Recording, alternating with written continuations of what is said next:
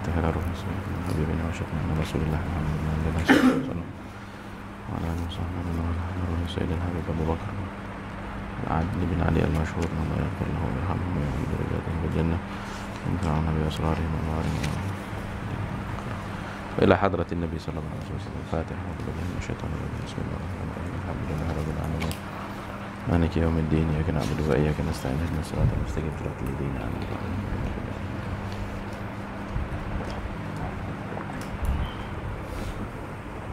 Bismillahirrahmanirrahim. Alhamdulillahirabbil alamin. Wassalatu wassalamu ala asyrafil anbiya'i wal mursalin sayyidina Muhammadin wa ala alihi washabbihi ajma'in. Alhamdulillah, kita sambung perbincangan kita daripada kitab Nubdhatun Nubdhah bagi kita pelajaran ilmu fikih tahawulat. Dan pertemuan kita yang sebelumnya adalah Darsul Awal, iaitu yang membahaskan tentang hadis Jibril selaku hadis Ummu Sunnah, iaitu induk, yakni hadis induk yang daripadanya pecahan pengetahuan kita tentang sunnah Nabi sallallahu alaihi wasallam, iaitu dalam mengajarkan din diperolehi. Iaitulah hadis yang membahaskan 4 dan bukan 3 permasalahan, iaitu al-Islam wal iman wal ihsan wa ilm bi alamati sa'ah. Dan tumpuan kita untuk pertemuan yang sebelum ini adalah untuk taksil, atau untuk membuktikan bahawa adanya asal bagi perbahasan 4 dan bukan 3 rukun, rubaiyatul arkan, bukannya thulathi. Kita bahaskan bahawa alim ulama sebelum ini telah mengeluarkan daripada hadis ini 3 rukun, arkanuddin thalatha. Dan Al-Habib Abu Bakar menyatakan bahawa para alim ulama memang diberikan uzur apabila mereka menyatakan bahawa ada 3 rukun. Hari ini kita akan faham kenapa mereka menumpukan kepada 3 arkan itu, walaupun sebenarnya adalah 4 rukun, seperti mana kata beliau berdasarkan nas hadis itu sendiri. Dan apabila nas hadis itu adalah sesuatu yang nyata, maka tidak boleh kita katakan adanya ijma' ulama bahawa ada 3 dan bukan 4, kerana nas hadis itu sendiri, yakni dari segi siyak, dari segi susunannya, Nabi nyatakan kepada Sayyidina Umar bahawa itulah Jibril datang mengajarkan kamu din kamu tanpa ada mifsal, tanpa ada pemisah di antara Islam, iman, ihsan dan soalan-soalan yang seterusnya, soalan keempat dan soalan kelima, khususnya soalan berkenaan alamatus sa'ah. Jadi ada di situ wahdaniyah, iaitu kesatuan syar'i dan kesatuan maudhu' berdasarkan hadis tersebut. Itu yang Habib Abu Bakar cuba letakkan sebagai fondasi, sebagai asas, yakni asas bagi ilmu fikih tahawulat, asal baginya, punca baginya adalah hadis Jibril itu sendiri. Akan tetapi bukan sekadar membacanya syarat begitu, tetapi umqun nazar fihi. Apabila kita memandangnya dengan mendalam, nyatalah teks itu membenarkan bacaan sedemikian, bahawa ia bukanlah satu takwil, masalan, ia bukan satu tafsir isyari. Nas itu menyatakan begitu. Kalau kita baca 1, 2, 3, 4, 5 soalan, dan 1, 2, 3 dan kemudian ada 4. Hanya sahaja kalau kita dapat menerima sekarang ini penghujahan tersebut, tambahan lagi padanya adalah bahawa a'immah yang mengumpulkan kitab-kitab hadis seperti Imam Al-Bukhari, yang mana ia sendiri yang meletakkan unwan bagi hadis-hadisnya, menyatakan bahawa hadis tersebut, yakni dalam bab soal Jibril berkenaan Islam, iman, al-ihsan wa ilm bi alamati sa'ah. Jadi maksudnya Imam Bukhari sendiri menyatakan sedemikian. Fakadzalika kata Al-Habib Abu Bakar bahawa para alim ulama yang meletakkan judul bagi hadis yang sama yang terdapat dalam Sahih Muslim juga mengisyaratkan perkara yang sama. Hanya sahaja 3 rukun yang pertama tadi, Islam, iman, ihsan, itu adalah pelajaran kita hari ini, Darsul Tsani, bahawa arkanuddin arba'ah wahia thawabit wa mutaghayyirat. Bezanya adalah walaupun secara umum semuanya secara umum adanya 4 rukun, tetapi ada 2 jenis rukun. Sebahagian daripada rukun-rukun agama itu adalah thawabit dan sebahagian daripadanya adalah mutaghayyirat. Ya, ada satu hukum, satu rukun mutaghayyir dan satu rukun, tiga rukun thawabit. Taib. Apa isyarat bahawa satu rukun tu mutaghayyirat dan yang lain-lain itu thawabit, yang nanti akan menerangkan kenapa alim ulama tidak tidak menyebut tentang yang keempat ini. Dan tambahan pula kenapa masalah mungkin tidak diberi khidmat yang sama, walaupun bagi mereka yang mengkaji tradisi keilmuan Islam akan dapati bahawa bukanlah kata itu boleh kita ambil secara mutlak bahawa ilmu fitan, ilmu akhir zaman belum mendapat khidmat yang sepatutnya, ya, sebab masalah kita tahu bahawa adanya kitab Al-Isya'ah li Ashratis Sa'ah bagi Imam Al-Barazanji, dan kitab Al-Isya'ah li Ashratis Sa'ah bagi Imam Al-Barazanji itu adalah satu kitab yang sangat baik. Mungkin sebelum diberikan al-i'tina' yang sedemikian rupa oleh Habib Abu Bakar di bawah nama Fikih Tahawulat, mungkin itu antara karya yang paling baik yang membahaskan tentang ilm bi Ashratis Sa'ah. Kenapa? Sebab dia telah memberikan nazarnya padanya, sehingga dia telah disusun, ditadwinkan menjadi suatu disiplin ilmu. Sebab bagi Imam Al-Barazanji, beliau ada satu kriteria, ada satu kayu ukur, ya. Sebab untuk satu-satu maklumat ataupun satu himpunan maklumat itu, bagaimanakah maklumat berubah menjadi ilmu, bagaimana beberapa maklumat berubah menjadi satu disiplin ilmu adalah apabila dia diberikan tabwib, ya, dia diberikan bab, kemudian dibahaskan apa masailnya, ditentukan pula apa kaedahnya, ditentukan pula siapa penemunya, dan hakadha, yakni ila 10 mabadi' itu. Jadi Al-Barazanji, kita akan perhatikan dalam kitab Al-Isya'ah bahawa dia membahagikan alamatus sa'ah ini kepada yang telah berlalu dan yang akan datang, dan kemudian alamat al-kubra, alamat al-kubra. Jadi itu satu kriteria. Nanti kita akan dapati Al-Habib Abu Bakar antara mizah fikih tahawulat ini bahawa dia bahagikan ilmu alamatus sa'ah, semuanya alamat itu kepada tiga, iaitu adanya alamatus sughra, adanya alamatul wusta, dan adanya alamatul kubra, dan masing-masing diberikan ta'rifannya, ya, yang nanti kita akan hadapi dalam pelajarannya apabila kita bertemu dengan topik tersebut. Hadza pelajaran kita hari ini adalah menumpukan pada perbezaan di antara rukun-rukun yang sabit dan rukun yang mutaghayyir. Taib. As-sawabit, daripada hadis Jibril yang kita baca pada pertemuan yang sebelumnya, merujuk kepada al-Islam wal iman wal ihsan. Dan sebenarnya kalau kita nak ingin perincikan di antara al-Islam wal iman dan ihsan ini, mungkin iman dan Islam ini duanya, Al-Habib Abu Bakar dalam kitab Dawair Al-I'adah menyatakan al-Islam wal iman ini ilmu namanya ilmu al-isal, iaitu ilmu yang menyampaikan. Kemudian ilmu al-ihsan ilmu wusul, iaitu ilmu yang sampai, yakni yang sampai padanya. Akan tetapi ketiga-tiga yang thawabit ini, apa ciri-ciri persamaan di antara satu dengan yang lainnya? Bahawa dia ada tadrij, ada tadarruj, ya, iaitu dia ada menaik tingkat semi setingkat, ya, tingkat semi setingkat. Dan kemudian bahawa dia adalah, apabila kita kata dia sabit, maka dia dibatasi pada satu sisi oleh umur seseorang dan dibatasi oleh zaman seseorang itu. Yakni dalam arti kata lain, dia bukan semua, yakni semua generasi berdepan dengan perkara yang sama. Yakni semua generasi dididik, yakni semua ajial, ya, semua jil akan dididik untuk belajar Islam, belajar iman, belajar ihsan. Jadi maksudnya apa? Dalam umur seseorang itu ada fardu ain.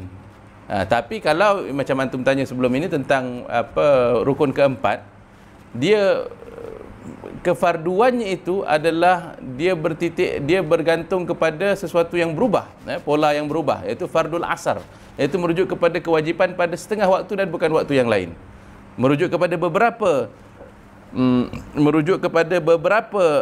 mawaqif dan bukan yang lain, fahakadha. Tapi kalau yang namanya ilmu thawabit, dia sabit, yakni sabit, tetap teguh, tiada berubah. Jadi maksudnya tidak ada istilah katalah rukun Islam, sembahyang, masalah ambil wudu, ya. Dia bukan, maksudnya nanti di akhir zaman jadi nanti perlu belajar fikih akhir zaman. Fikih akhir zaman nanti sembahyang 6 waktu satu hari. Lah, dia tak jadi begitu, ya. Rukun iman nanti akan bertambah pada akhir zaman. Lah, dia tak jadi begitu, ya. Al-ihsan pun begitu juga, dia sabit, ya. Yang ni sabit maksudnya itu yang namanya sabit, teguh, tak berubah, ya. Contohnya Dr. Omar Barus pernah katakan tentang cawan dengan air, ya, kalau kita nak bagikan sebagai analoginya, yang mana satu sawabitnya, mana yang sabit, yang mana mutaghayyir. Cawannya apa? Sabit. Yang mutaghayyirnya apa? Air. Itu satu contohlah. Kebanyakan orang akan jawab begitu. Sebab apa? Dia bayangkan yang mutaghayyir itu adalah air, sebab cawan ni cawan kita. Jadi kita tukar air sirap, air bandung dan sebagainya. Jadi itu mutaghayyir. Tapi pada sisi yang lain, yang sebenarnya sabit itu adalah air. Sepanjang zaman air itu juga cawan yang berubah-ubah, jadi air itu juga cawan yang berubah-ubah. Jadi maksudnya, rukun air yang kita minum itu, katalah air dalam cawan, jadi ada bahagian daripadanya yang sabit, ada bahagian daripadanya yang mutaghayyir. Jadi yang penting minum air, kan, bukan yang penting cawan tu. Cawan ada Hello Kitty, ada apa yang ni, itu tak, dia bukan ibrahnya pada situ. Taib. Fasawabit dalam agama ini daripada dahulu, yakni daripada datangnya Nabi sallallahu alaihi wasallam hingga qiyamis saah. Yakni tugas para wuras Nabi adalah untuk mendidik segala generasi untuk meneguhkan dirinya dalam binaan din itu. Arkanuddin itu merujuk kepada Islam, iman dan ihsan. Hadza yang thawabit. Lagi satu ciri yang thawabit itu adalah dia merujuk kepada amal, dia merujuk kepada amalan-amalan, ya. Ini kita belajar amalan ini, amalan itu dan sebagainya dalam rukun keduanya, rukun al-Islam wal-iman. Hanya sahaja kalau kita perhatikan rukun-rukun ini, rukun Islam, iman, ihsan, apa hubung kaitnya dengan taghayyirat, perubahan? Apa hubungannya dengan ilmu alamati sa'ah? Iaitu kita akan dapati rukun yang keempat yang sebelum ini kita sebutkan, dia berperanan untuk menampung apa-apa kerosakan, ya, memelihara, memulihkan, ya, mempertahankan dan sebagainya. Itu ada sebahagian zaman yang mana akan ada khalal dalam Islam, iman dan ihsan, yakni dari segi praktiknya, dari segi pemahamannya. Contohnya pada kita sebut pada pertemuan yang sebelumnya tentang munculnya ada banyak madaris, banyak madaris seperti mana yang berlaku pada golongan ahlul kitab, ya. Mereka pecah sehingga menjadi 71 bagi golongan satu, dan yang satu lagi jadi 72 golongan firak, ya. Macam mana boleh jadi hal berlaku? Ada taghayyurat sebenarnya, ya. Pecah firqah, pecah sampai begitu. Nabi kata, dan umat ini juga akan melalui proses tersebut sehingga umat ini pecah jadi 73 firak, ya. Taib. Hadza taghayyurat.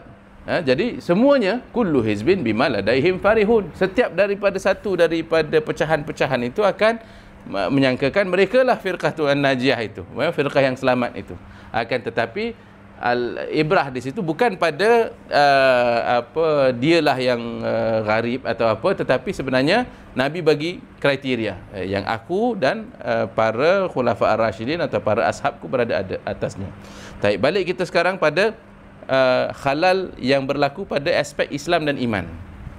Jadi contoh, oleh kerana madaris itu banyak, sebahagian daripadanya madaris nifaq, ada bahagian daripadanya madrasah ahlul kitab. Madrasah ahlul kitab ini apa? Golongan madrasah al-munharifah, iaitu madrasah yang telah berubah. Belum lagi madrasah yang namanya musayyasah, iaitu madrasah yang telah diubah, yakni yang mengubah faham-faham thawabit berdasarkan kehendak siasah, faham-faham thawabit berdasarkan kehendak ideologi, faham-faham thawabit dan amalannya berdasarkan kehendak pandangan alam atau world view. Macam mana sekarang kita perhatikan, kalau katalah dahulu mafhum pendidikan itu adalah pendidikan bertujuan untuk menerapkan adab dalam diri si penerima. Dalam arti kata lain, proses pendidikan itu tidak lain dan tidak bukan adalah penyerapan adab pada diri si murid. Dan adab itu iaitu mengajarkan ia secara beransur-ansur untuk mengetahui tempat letak segala sesuatu, amalan yang sepatutnya dan sebagainya. Jadi anak-anak belajar dahulu, belajar sembahyang, belajar ambil wuduk, belajar puasa dan untuk menjadi insan yang baik. untuk memenuhi fardu ainnya dan kemudian fardu kifayahnya. Hadza yang telah berlaku, yakni madrasah Ahlus Sunnah yang sekian lamanya itu. Madrasah Ahlus Sunnah wal Jamaah yang sekian lamanya. Madrasah-madrasah nizamiyah, sekolah-sekolah pondok. Hadza madaris kutab jami'ah yang berpunca daripada zaman Nabi kita sallallahu alaihi wasallam sehinggalah zaman akhir-akhir ini. Kemudian muncul aliran baru.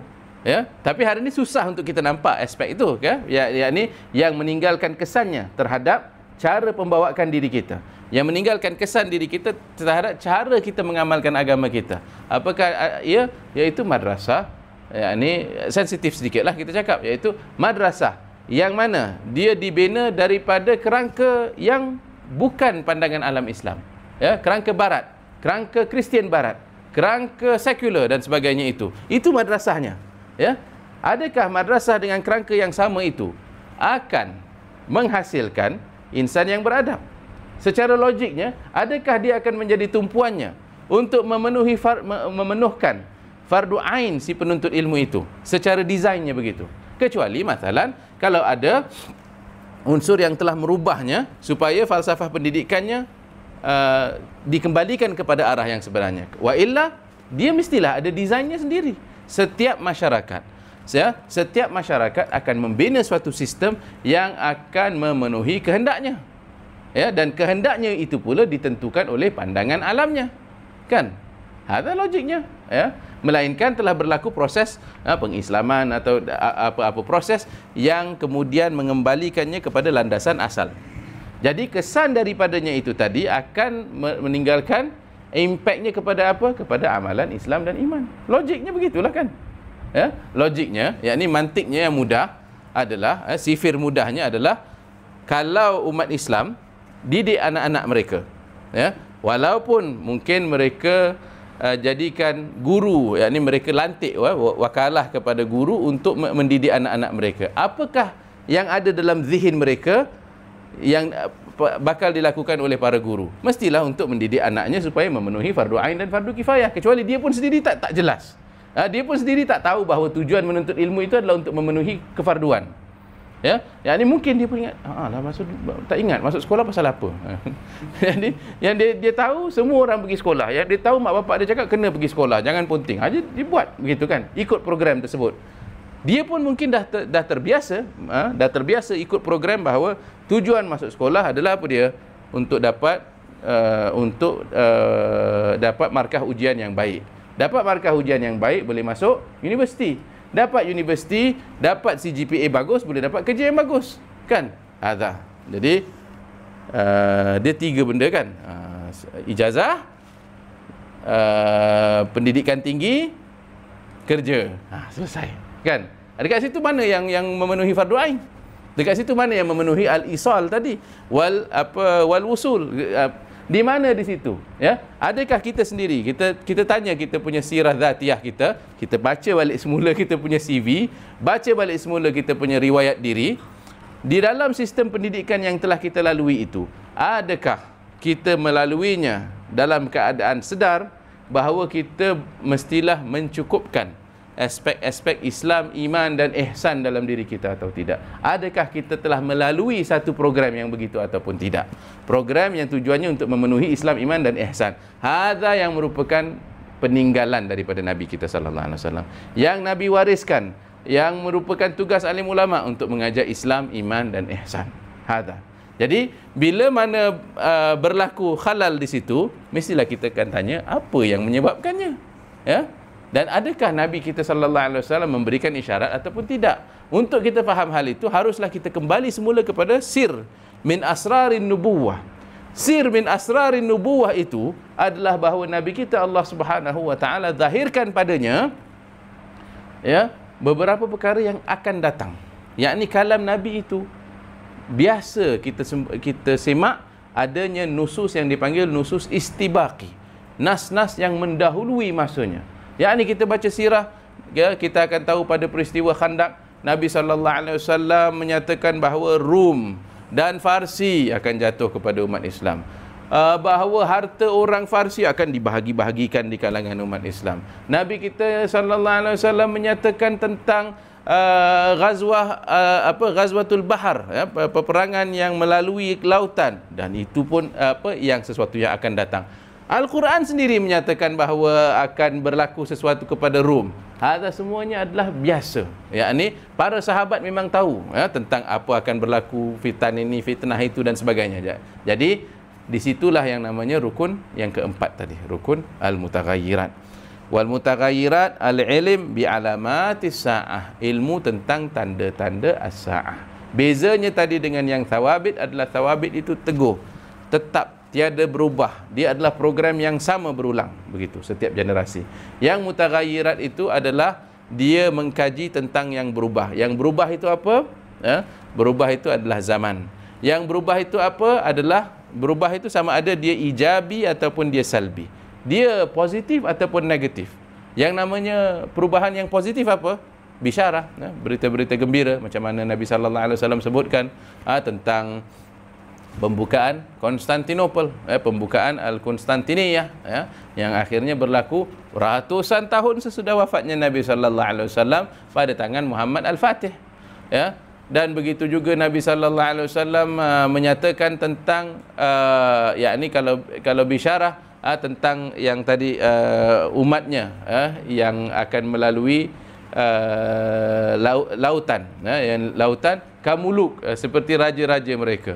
Dan kemudian makciknya Birradaah menyatakan, doakan aku supaya jadi di kalangan mereka. Dan kemudian dia ikut menaiki bahtera tersebut, sehinggalah akhirnya dia dimakamkan di Kuprus, di Cyprus, ya. Fahadha berlaku min bisyarah.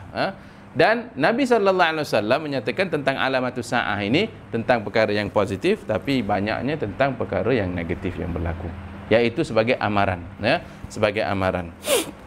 Satu lagi contoh, ya. Kita bayangkan handphone, ya, kita beli daripada dia punya syarikat, ya. Satu masa dia akan rosak, ya. Jadi satu masa dia akan rosak, kan? Satu masa kalau bukan sampai tempoh dia akan luput, dia akan rosak, boleh jadi akan berlaku sesuatu yang akan merosakkan ia, ya. Terjatuh, kena bola, kita terlupa, kita masak, macam-macam benda boleh kita bayangkan, ya. Tapi adanya instruction daripada manual syarikat tersebut tentang penjagaan, ya. Apa nak buat kalau begini? Apa nak buat kalau begitu, ya? Akan berlaku begini. Jadi kalau kau nak panjangkan tempohnya, buat begini. Contohnya dulu punya instruction manual katanya dah bukan lagi. Dulu kalau beli handphone sahaja mesti charge 8 jam, kan dia kata. Itu yang akan memastikan long battery span itu. Dan macam tu jugalah macam mana petua-petua orang-orang tua-tua dahulu, apabila anak-anaknya nak menikah, dia akan bagi wasiat dengan nasihat supaya apa? Supaya dia punya rumah tangga itu kukuh, ya. Bergelora pun dia punya rumah tangga masih boleh selamat. Kalau ada apa, dia mesti akan bagi ini, kau buat ini, buat ini, buat ini. Ini syarat-syaratnya. Kau pegang dengan syarat kehidupan ini, insya-Allah akan selamat rumah tangga. Begini nak didik anak. Okey, kalau kau pastikan A, B, C, D, insya-Allah macam mana dia lari pun dia akan balik pada jalannya. Fahadha semuanya adalah berpunca daripada pelita nubuwah, ya. Nabi kita mengajarkan umat kita, okey, akan berlaku begini, begini, begini. Seperti mana dia dah saksikan dengan basirah, dengan ilmu nubuwahnya. Jadi dia kata waktu itu begini akan berlaku. Fahadha al-mutaghayyirat. Jadi bezanya antara thawabit dengan mutaghayyirat, al-mutaghayyirat dia merujuk kepada tanda-tanda, alamat. Al-mutaghayyirat dia bukan merujuk kepada amalan, dia bukan merujuk kepada amal, dia merujuk kepada ahwal, keadaan. Dia antaranya adalah naqad, ya, iaitu pembatalan, ya, iaitu seperti mana Nabi sallallahu alaihi wasallam sebut dalam suatu hadis, la tunqadanna ural iman urwatan urwatan, ikatan, ya, tenunan al-iman, atau dalam riwayat lain al-Islam, yakni din kita itu akan terurai, akan terungkai satu demi satu, ya. Dan apabila satu daripada ikatan itu terungkai, maka umat ini akan berpegang kepada yang seterusnya. Yang pertama terungkai daripadanya Nabi kata apa dia? Al-hukum, ya. Al-hukum meliputi apa dia? Ketatanegaraan, ya. Ketatanegaraan iaitu sistem politik dan ekonomi berdasarkan piawaian syariah. Nabi kata akan berlaku tersebut. Yang pertama akan jatuh hukum, dan yang akhir akan jatuh daripadanya apa dia? As-salah. Jadi di antara kedua tu akan banyak benda berlaku. Jadi naqdul hukum itu bila berlaku, kita dah hidup pada zamannya. Kita dah hidup pasca naqdul hukum. Bila naqdul hukum itu? Apabila runtuhnya kerajaan Turki Uthmaniyah. Hadza yang akhir. Selepas zaman runtuhnya kerajaan Turki Uthmaniyah, umat Islam dah masuk duduk dalam marhalah apa dia? Marhalah ghusaiyah. Macam buih-buih di lautan, macam hampas yang di bawah begitu. Yakni majoriti, tapi majoriti buih. Yakni tidak mampu merubah sesuatu. Yakni mereka berada di bawah telunjuk, berada di bawah kuasa politik, berada di bawah kehendak mereka-mereka yang bukannya bertujuan untuk menjalankan sesuatu berdasarkan piawaian al-khilafah tadi. Apabila runtuh khilafah, naqdul hukum, apa berlaku? Kita cuba fikirkan dalam tempoh 100 tahun yang kebelakangan ini, maksudnya kita dah saksikan mutaghayyirat ini berlaku depan mata kita. Depan mata kita, di sekeliling kita mutaghayyirat itu sedang berlaku. Apabila berlaku naqdul hukum, hujungnya akan sampai tak kepada naqdul ilm? Boleh tak kita bayangkan macam mana? Macam mana daripada batalnya ketatanegaraan, batalnya siasah al-islamiyah, siasah syar'iyah, macam mana nanti dia akan berhubung kait sehingga nanti ilmu pun akan terkesan. Naqdul ilm, apa dia? Qabdul ilm. Nabi sebut dalam hadisnya qabd. Qabdul ilmu itu adalah apabila direntap, dicabut ilmu. Tetapi dicabut ilmu itu Nabi kata bukannya dengan bukannya direntap ia daripada dalam dada seseorang, akan tetapi dengan bimautil ulama. Mautil ulama itu ada banyak makna. Salah satu daripada mautlah fahamnya, wafatnya mereka satu persatu. Tapi kalau dahulu yang patah hilang, yang tumbuh, yang patah tumbuh, yang hilang berganti kalau dahulu. Kenapa yang dulu? Kenapa dulu macam itu? Sebab sistemnya ada untuk menjana generasi yang seterusnya yang menghasilkan alim ulama. Akan tetapi kalau berlaku naqdul hukum, naqdul hukum itu apa kesannya? Antaranya adalah hilangnya auqaf. Bila hilang auqaf, apa berlaku? Hilangnya madaris. Madaris tidak ada sumber ekonomi. Bila tak ada sumber ekonomi, tidak boleh menggajikan asatizah. Tak ada asatizah, ada murid, boleh tak jadi pendidikan? Tak jadi. Akhirnya generasi yang seterusnya tidak dibesarkan oleh alim ulama. Bila tak dibesarkan oleh alim ulama, boleh tak kita bayangkan mereka akan jadi alim ulama? Baik daripada kita untuk bayangkan kalau satu orang itu tidak melalui pendidikan yang mencetus alim ulama, dia boleh jadi alim. Alim itu bukan sesuatu yang dia waris. Begitu. Dia bita'allum, mesti belajar. Tapi kalau tak ada sistem, tidak ada kitab, tidak ada syarah, macam mana kita bayangkan satu orang itu alim? Ini mungkin yang paling jauh, paling mungkin pun ilm laduni. Tapi berapa ini adakah itu berlaku secara kerap? Berapa ramai orang yang terhasil begitu? Jadi naqdul hukum tadi akan bawa kepada naqdul ilm. Jadi itu yang kita kaji tentang alamatus saah. Dia akan nampak jelas nyata perbahasan tentang thawabit dengan mutaghayyirat ini bila balik kita semula kepada hadis tadi, yang mana apabila Nabi SAW ditanya apakah dia alamat, tanda-tandanya, dan pertama sekali dia menjawab antalidal amatu awil mar'atu rabbataha aw rabbaha, apabila satu orang wanita melahirkan tuannya, atau satu orang hamba sahaya melahirkan tuannya, sama ada tuannya laki-laki atau perempuan. Yakni, dan keduanya antara al-hufat al-urat al-alah ri'a asya yatatawaluna fil bunyan. Apabila kau saksikan mereka yang berkaki ayam, yang tidak berpakaian, yang asalnya adalah pengembala kambing, apabila mereka yatatawalun, apabila mereka berlomba-lomba untuk membuat binaan. Jadi kedua daripada ini Al-Habib Abu Bakar membacanya, pertamanya antalidal amatu rabbataha, apabila satu orang wanita melahirkan tuannya, ini berarti apabila berlaku kerosakan dalam ilmu dan kerosakan dalam i'tiqad. I'tiqad di sini bukan makna akidah, i'tiqad bermakna ikatan, ikatan kemasyarakatan itu berlaku. Dan keduanya adalah apabila yang tentang mereka yang berkaki ayam gembala tu berlomba-lomba membina bangunan tinggi, ini adalah kerosakan dalam hukum dan kerosakan dalam iqtisad, dalam ekonomi. Jadi tersebar luasnya riba, tersebar luasnya kezaliman. Fahakadha hukum wal iqtisad, yang pertamanya al-ilm wal i'tiqad. Okey, taib. Jadi kita balik semula kepada mutaghayyirat. Mutaghayyirat ini pula, landasan zamannya adalah tiga. Landasan zamannya adalah tiga. Pertama, kita bayangkan mutaghayyirat yang berlaku pada zaman Nabi. Adakah pada zaman Nabi itu sama sahaja daripada nubuwah sampai hujung? Tidak. Daripada pada bi'tsah sampai penghujung, padahal berbeza. Yakni pertama, fasa Makkah, Makki dan Madani berbeza di antara satu dengan yang lainnya. Dan kemudian tahawul yang kita perhatikan, cukup sebenarnya kalau kita kaji 23 tahun risalah Nabi sallallahu alaihi wasallam itu untuk kita memahami makna tahawulat wa taghayyurat. Yani ada berlaku setiap kali ada fasal yang penting dalam peristiwa sirah, dia membawa kepada tahawul yang baru. Contoh kita perhatikan daripada awal bi'tsah, Nabi dapat wahyu.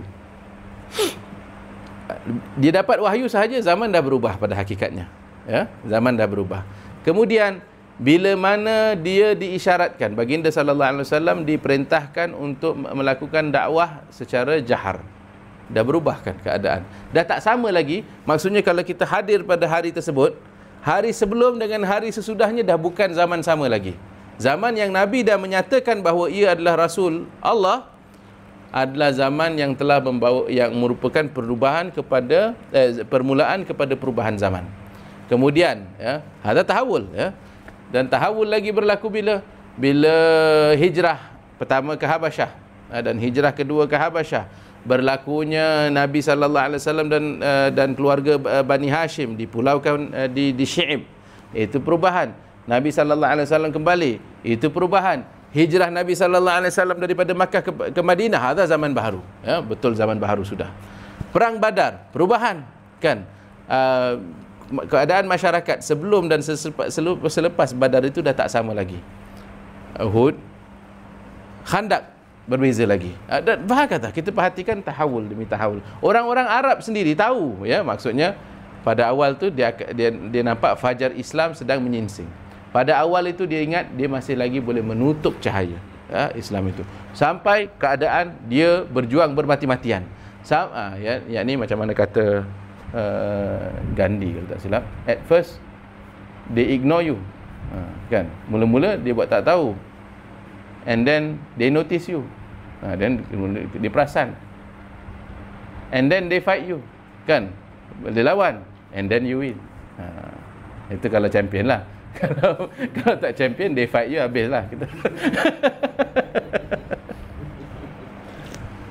Tapi faham kata, ini hujungnya sekali, ini berubah, perubahan yang besar pada Jazirah Arab. Ada tahawulat fi zaman Nabi sallallahu alaihi wasallam.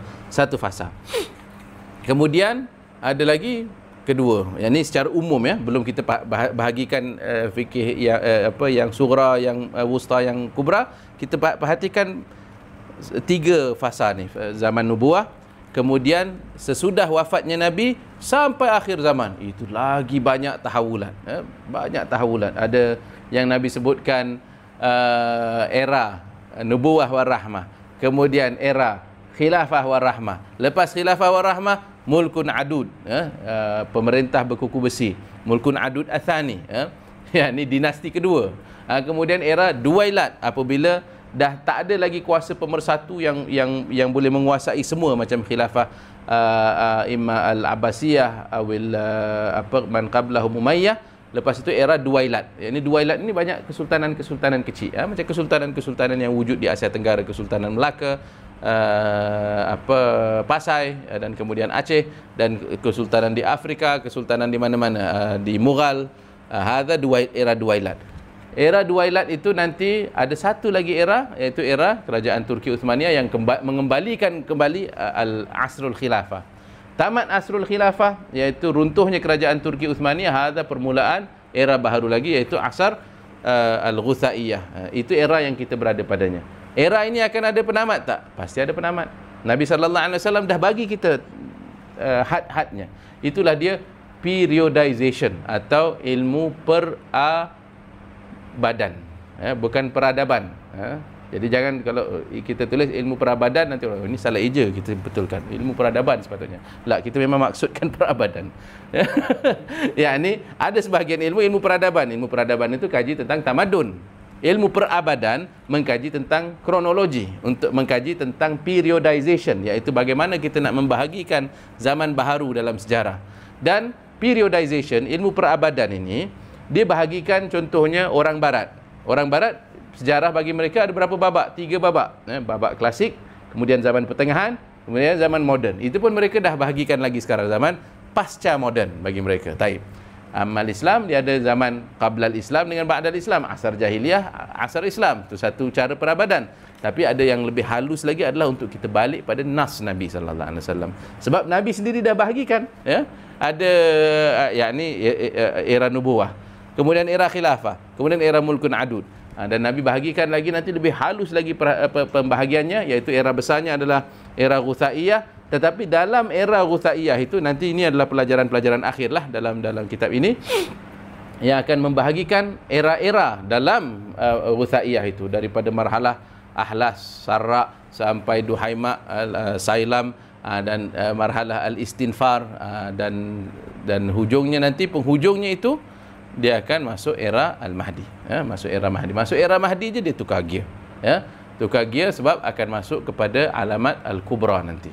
Hadza semuanya kita akan hadapi dalam perbahasan ilmu ini. Tapi cukuplah untuk kita bagi maksudnya pada peringkat awal ni untuk kita nampak yakni pelajaran hari ini adalah untuk kita nampak dalam hadis Jibril. Okey, pelajaran sebelumnya bertujuan untuk kita umkun nazar, balik semula kepada hadis Jibril, tanya balik semula. Rukun agama ada 3 atau 4? 4. Okey, dah jawab 4. Okey, dah faham. Yang maksudnya dia mengajak kita untuk kembali semula. Okey. Pelajaran hari ini, kaedah yang kedua adalah balik kepada rukun-rukun itu.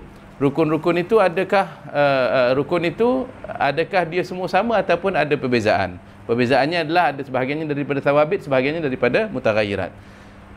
Adakah kita faham apa makna thawabit sekarang? Islam, iman, ihsan itu sebagai yang sabit.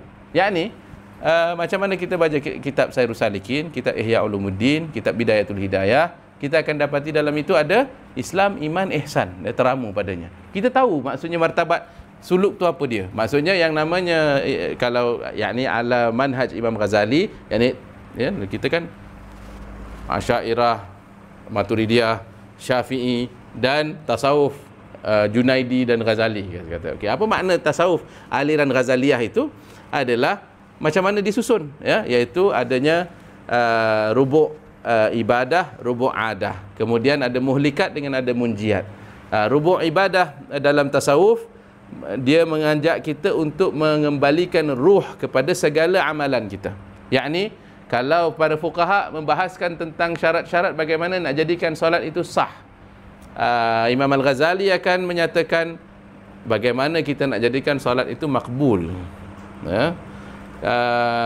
Apa yang perlu kita tambah dari segi sunan-sunannya, dan kemudian apakah adab batinnya, dan kemudian dibahaskan pula kalau daripada zakat dan sedekah, miqdar, darajat, seperti hadza. Jadi dia jadikan sesuatu, jadi faham arkanul Islam itu jadi syumul, jadi lengkap. Taib. Hadza tasawuf Ghazaliyah. Jadi dia adalah satu program, ya, satu program, dan masyarakat memang dapat dibina atasnya. Dan kalau mungkin kita tak pernah datang ke Kota Tarim, kita takkan tahu bahawa sebenarnya Ihya Ulumuddin itu boleh diterapkan dalam masyarakat, dan masyarakat boleh menghidupkannya sebagai adat mereka seperti mana mereka hidup sekarang. Jadi kita baca kitab Ihya, kita akan nampak dia punya penjelmaan di masyarakat ini, menyatakan apa, bahawa dia sebenarnya sesuatu yang bersifat sistematik. Maratibus suluk itu adalah sesuatu yang sistematik. Jadi Islam dan adatnya begitu, muamalah, munakahat, semuanya disusun dalam rubu' adat. Kemudian muhlikat, ya, kemudian munjiat, dan muhlikat pun begitu juga, ya, menghapuskan satu persatu daripada segala sifat-sifat madmumah pada diri kita yang terakhir padanya al-ghurur. Maka kemudian lanjut daripadanya dengan al-munjiat, iaitu yakni sifat-sifat yang kita tahallikan pada diri kita. Jadi sampailah satu orang itu kepada insan yang memiliki sifat kamaliyah dalam dirinya, kesempurnaan pada dirinya. Fahadha, ulama pondok di alam Melayu pun begitu juga, ya, pesantren-pesantren di Indonesia pun dahulu begitu juga. Yang namanya madaris dahulu, yang memang tujuannya adalah untuk memunculkan insan yang sedemikian.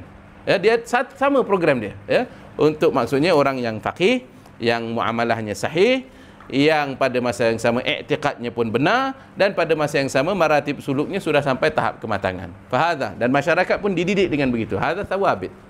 Ya. Yakni kalau diorang safar ke mana pun sama juga. Ya. Dia begitu sepanjang zaman dan di segala tempat. Taib. Kemudian ada rukun yang namanya mutaghayyirat. Yakni bahagian kedua yang namanya mutaghayyir. Yang mutaghayyir ni memang tak sama. Orang yang hidup zaman Nabi tak sama dengan orang yang hidup zaman Sayyidina Umar jadi khalifah. Orang yang hidup zaman Sayyidina Uthman tak sama dengan orang yang hidup zaman Sayyidina Ali. Orang yang hidup zaman Mulkun Adud tak sama dengan orang yang itu. Apa yang kita kata tak sama? Ini aspek mutaghayyir. Sebab apa? Mutaghayyir itu kita nilai daripada beberapa aspek. Dia mesti ada beberapa indikatornya. Macam mana tahap ilmu isal dan usul tadi, ada khalal pada dia, ada naqad padanya, ada qabat padanya. Macam mana kita punya jumlah alim ulama sekarang? Adakah alim ulama kita cukup dari segi critical mass-nya ataupun kurang dari segi nisbahnya kepada masyarakat? Satu, yang ini macam doktor lah, ya. Adakah bagi masyarakat itu nisbah ulama kita dah cukup dari segi jumlahnya? Satu. Dan keduanya, lebih parah lagi masalah kita adalah bukan sekadar sekarang ni kita bukan pada nisbah jumlah saja. Boleh jadi cukup dah jumlah, tetapi ada masalah jumlah yang kecil itu ada berperang di kalangan mereka, ada bertelagah di kalangan mereka. Kemudian ada ini naqaid pula, saling bangkang membangkang. Maka dia menghilangkan yadhhab rihakum, dia menghilangkan kehebatan itu, haibah itu jadi hilang. Dan naqaid. Okey, jadi kemudian hisanah juga penting, yakni belajar ilmu immunity. Yakni kita baca sejarah, kita akan dapati boleh jadi mauqif kita akan lihat para sahabat berbeza dalam satu-satu peristiwa. Khususan bagi tulabul ilm, bila baca sejarah macam perang Siffin, perang Jamal, fitnah yang akhirnya mengakibatkan kewafatan, yakni pembunuhan Sayyidina Uthman radhiyallahu anhu, mauqif sahabat lawan sahabat. Jadi siapa yang betul? Kita tahu bahawa adanya hisanah umum bagi para sahabat, bahawa mereka itu ada sifat adalah pada diri mereka secara umum. Akan tetapi ini adalah merujuk kepada individu, yakni kepada fard, kepada diri. Tak boleh kita cemuh, tak boleh kita cela, tak boleh kita tidakkan. Akan tetapi dalam beberapa peristiwa yang berlaku ini, ada setengah daripada mereka yang Nabi berikan immunity ke atas immunity, iaitu selain immunity diri secara umum sebagai sahabah, Nabi berikan immunity mauqif. Immunity mauqif. Antaranya siapa? Khulafa ar-Rashidun semua ada immunity mauqif. Sebab Nabi kata Khulafa ar-Rashidin al-Mahdiyyin min ba'di. Yakni dalam hal tersebut Sayyidina Umar, Sayyidina Abu Bakar, mereka ada, maksudnya dalam berdepan itu sebagai selaku khalifah ar-Rashid, maka mauqif mereka yang betul kalau bertentang dengan satu orang yang lain. Bahkan juga dalam kisah Sayyidina Ali dengan beberapa sahabat yang lain, kibar minhum juga, kita tahu ada dalam setengah peristiwa hak berada pada si fulan, hak berada pada si fulan, kerana ada hisanah hadha. Jadi ini semuanya adalah macam mana nak mengkaji, ya, rukun dinamik dalam Islam, ya. Kita ada dalam prinsipal agama kita ada stabilism yang thawabit, kita ada juga dynamism, ya, dynamic stabilism. Jadi kestabilan yang bersifat dinamik, iaitu dia adalah suatu keteguhan yang senantiasa bergerak, ya, keteguhan yang senantiasa bergerak, berdepan dengan cabaran, berdepan dengan fitan dan sebagainya. Apalagi pada zaman kita sekarang, apalagi nanti peristiwa-peristiwa yang unik yang Nabi sebutkan, antaranya bila muncul gunung emas, bila muncul gunung emas macam mana nak buat, ya, bila muncul Dajjal apa dia nak buat, ada semua mutaghayyirat, ya, itu tak kita takkan temukan jawapannya dalam Islam iman ihsan, kan. Apabila berdepan dengan Dajajilah, yakni mereka yang mendahului zahirnya Al-Masih Ad-Dajjal. Fahadha semuanya itu merujuk kepada aspek tahawulat. Nanti kita akan perhatikan bahawa yang mutaghayyirat ini dia ada rukun-rukunnya sendiri, dia ada ilmu-ilmunya sendiri, yang mana Al-Habib Abu Bakar, alhamdulillah kita tahu, maksudnya daripada riwayat hidup beliau, bahawa yang mencetusnya mengkaji dan kemudian meletakkan kodifikasi bagi disiplin ilmu ini adalah renungan yang mendalam berkenaan kitab-kitab hadis Nabi kita sallallahu alaihi wasallam dan ilham yang Allah berikan padanya, dan kemudian musyawarah di antaranya dengan para gurunya, bil khusus Al Habib Abdul Qadir bin Ahmad As-Saqqaf, ya, yang kemudian mendahirkan pada pandangan basirahnya itu tentang perubahan-perubahan, dan kemudian apabila dia adalah satu orang yang terlatih dalam disiplin ilmu, maka dia boleh nampak apa dia panggil al-ashbah wan nadhair. Al-ashbah wan nadhair. Ada ashbah wan nadhair dalam ilmu fiqh, ada ashbah wan nadhair dalam ilmu akidah, ada ashbah wan nadhair dalam ilmu suluk, dan ada ashbah wan nadhair dalam segala disiplin ilmu. Sebab apa? Hadza Allah Subhanahu wa taala kurniakan bagi insan, ya. Ini yang sama dan yang dapat dibandingkan. Yang sama dan yang dapat dibandingkan. Hadza kitab Imam Al-Suyuti, hadza memang ajib. Tapi bila mana satu orang itu terbiasa, ya, dengan prinsip sedemikian, yakni apabila dia dah lalui segala fasa-fasa tersebut, ya, macam kitab-kitab Imam Nawawi dan lain-lain kitab yang ada padanya sifat-sifat begini, begitu juga dia mampu lakukannya pada ilmu yang belum diterokai, yakni dia meneroka ilmu ini dengan kelengkapan yang ada. Berbeza misalnya dengan satu orang yang apabila dia berdepan, dia mengkaji hadis-hadis fitan, apakah khalfiyahnya, apakah khibrahnya akan menentukan disiplin ilmu yang lahir padanya. Ya, kalau bukan Habib Abu Bakar orangnya, berapa ramai, ya, asatizah dan yang bukan asatizah yang bahas tentang akhir zaman. Akhirnya, wah, itu maksudnya ruang terbuka untuk cerita apa pun. bila mengajar akidah okey, bila mengajar fiqh okey, masuk je fiqh akhir zaman, Allahu akbar, ya. Eskatologi, macam-macam logi masuk dalam itu, kan.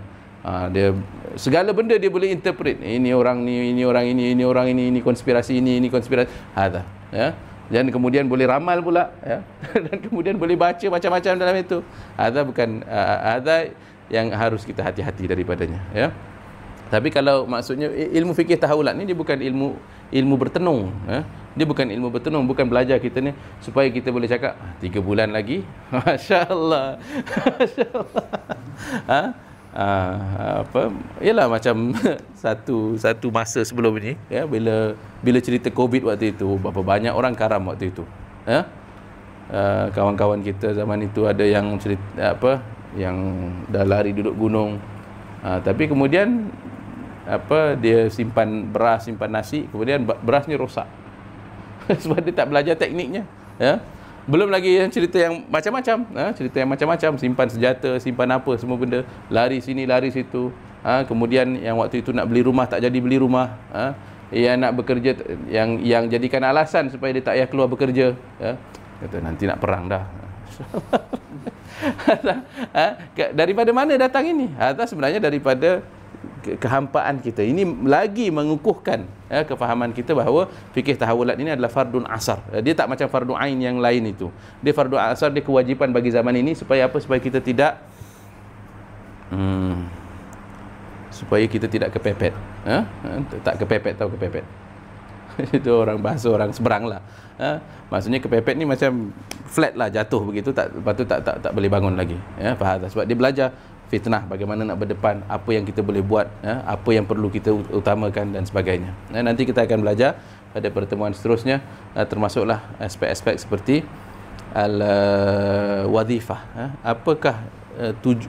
apakah tugas, bagi ilmu ini. Ilmu ini disusun, untuk apa tujuannya. Kata insyaallah. Ada soal?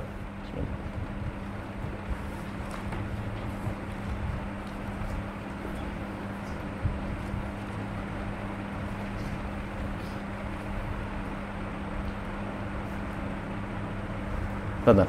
Berkaitan dengan naqdul hukum yang yuaddi ila naqdul alim misalnya, macam masyarakat sekarang ni, macam mana cara nak bimbing mereka bila kita lihat mereka ni dari sudut fardu ain pun kurang lagi. Macam mana kita nak masukkan berkaitan dengan ilmu fikih tahawulat ni dalam masyarakat supaya kita di masjid-masjid di surau-surau supaya mereka lebih buka mata berkaitan dengan fikih tahawulat. Ya, ialah selain daripada daurah bagi kitab-kitab seperti Nubzah dengan Nubzatus Sughra, antara yang khidmat yang baik yang telah dilakukan oleh murid-murid Al Habib Abu Bakar seperti Dr. Umar Baruth dia buat satu kitab 40 hadis. 40 hadis fiqh tahawulat.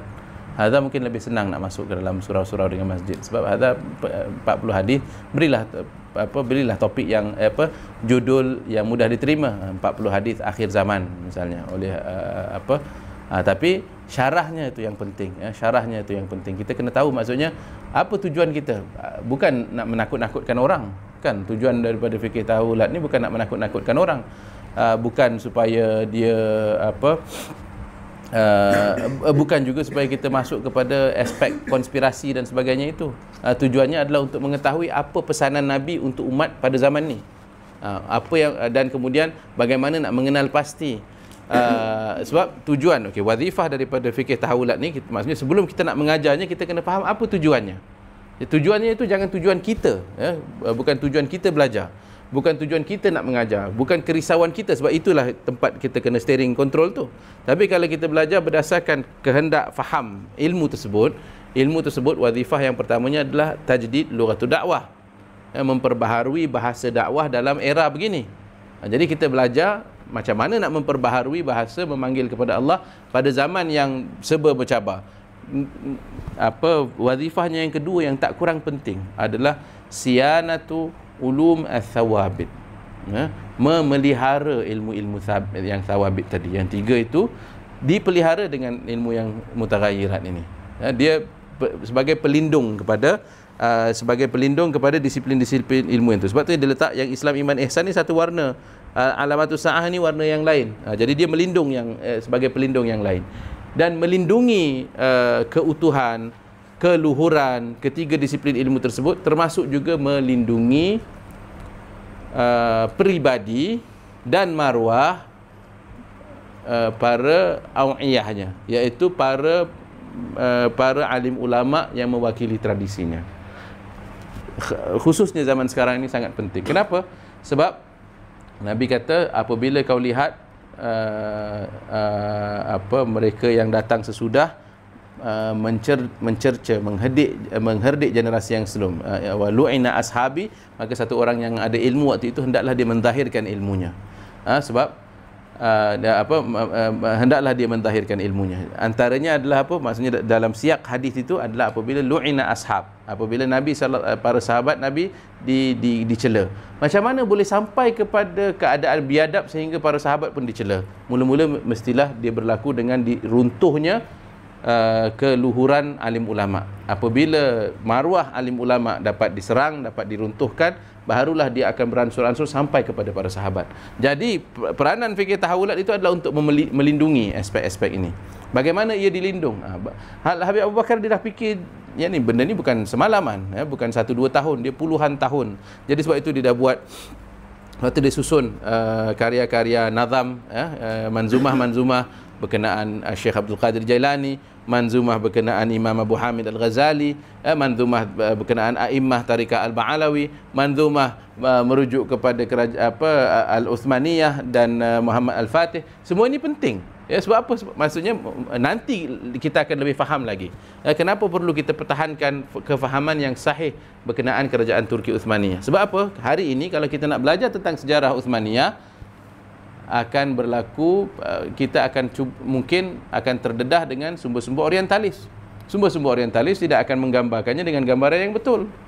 Dan apabila kita salah faham tentang mereka, kita akan salah faham tentang tradisi yang mereka wakili. Fahakadha semuanya.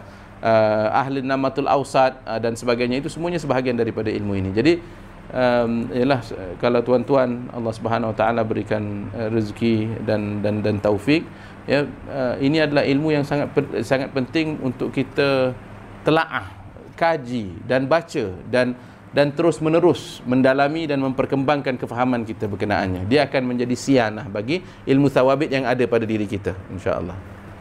Amin. Insya-Allah. Jazakumullah khair.